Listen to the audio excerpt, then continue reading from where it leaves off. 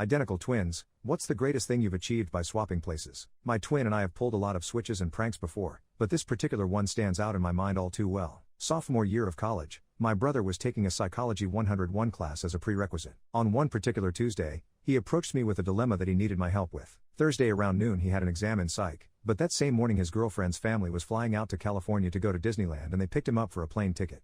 Of course I told him, okay bro, I'll go to Disneyland for you. But we all know that wouldn't be the case no matter how much I tried. He left me with all of the material I'd need and I started studying away in the hopes of acing this exam for him, or not heinously screwing up his grade.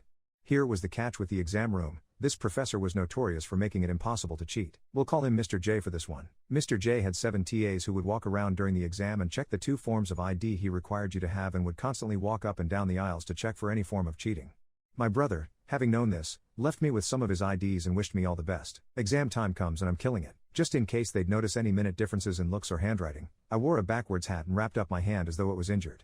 You can never be too sure. Now my twin and I love to play pranks on each other. It's just what we do. So I can't help but notice a cute blonde TA that is walking the aisles. The first time she passes me, I look up and give her a smile, almost like a cocky grin. The second lap through I look up again and whisper hi with an almost innocent smile. This continues throughout the exam until the last run through I whisper to her that I think she's cute. As luck would have it, she blushed and said I was too. When I went to turn in my exam, someone from on high was smiling down on me because she approached and gave me her number. Of course, she wasn't giving me her number, she was giving my brother her number. Knowing this, I told her I'd call her that weekend. Next week of class, she approached my brother and asked him why he never called. I wound up getting him a B and no one was the wiser. However, our story continues on 2 years later. I needed one more elective to graduate, and I figured I'd take the psych class that held the funny memory. The semester was going fine until one day I got an email from Mr. J, a very angry email, asking me to meet with him before class started.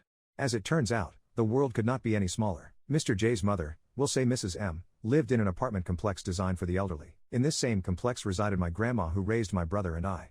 The two of them happened to become best friends. Mrs. M invited over her son, Mr. J, to have lunch with my grandma and herself. It was there that the topic of twins was brought up and my grandma told a wonderful tale of how her twin grandsons pulled this heist off in a psychology class, all the while not knowing how it was his psych class. Oh, he had some questions for me. I went down to meet with him, expecting certain expulsion for myself and or my brother. Luck was on our side though, because he just wanted to know exactly how we pulled it off. Every little detail he made note of. He spoke to the class, and it's to my knowledge that he tells the same story every semester now, and informed them that the only evident way to cheat in his class was to have an identical twin brother, but now they know to look for that. Also, hats are no longer allowed when taking the exam. I was not punished for it because he said I helped him out and all I did was get my brother a B, so it made him laugh.